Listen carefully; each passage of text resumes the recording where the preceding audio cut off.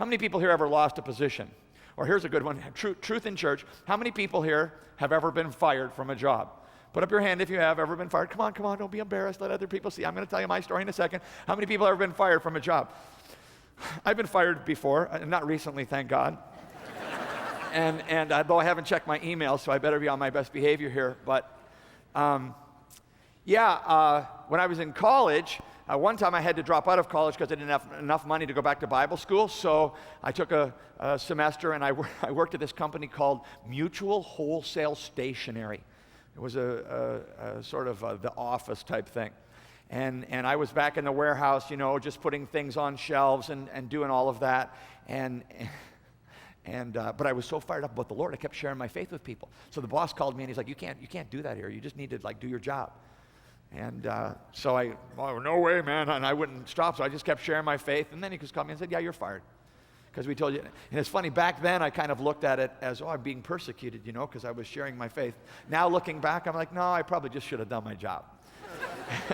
And so I got fired for that. And then another time in college, I was working as a security guard.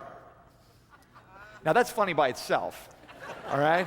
I was working as a security guard, and Kathy had gone to another part of Canada to go to 1 year of Bible college, and I was really missing her, and it was a pretty serious thing by now, and I was thinking about all these guys at that college, and I was probably a little insecure about all that, so I had to call her on the phone. We were having kind of an argument on the phone, and it was late at night. I had to make the rounds in a factory that was completely closed, and so, I was doing my rounds and everything, but in between, I was talking to her on the phone, and the boss shows up. He pulls up, and he's like, hey, I need to talk to you for a second.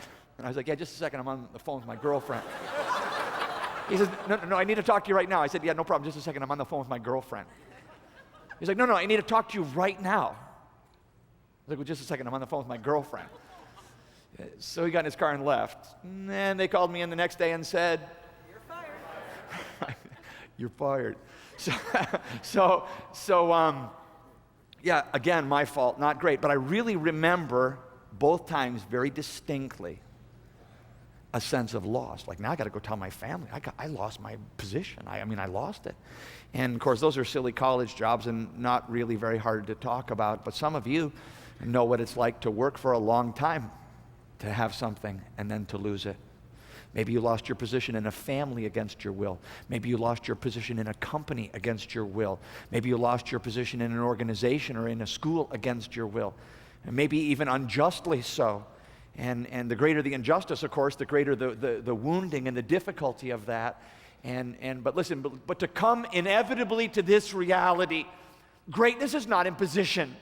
I am not my job. I am not my role. And you see parents, mothers especially struggling with, the kids grow up, they go to college. Who am I now? I don't have my kids. They're not in the house anymore. And when you define your life by your position, all right, that's not headed anywhere good.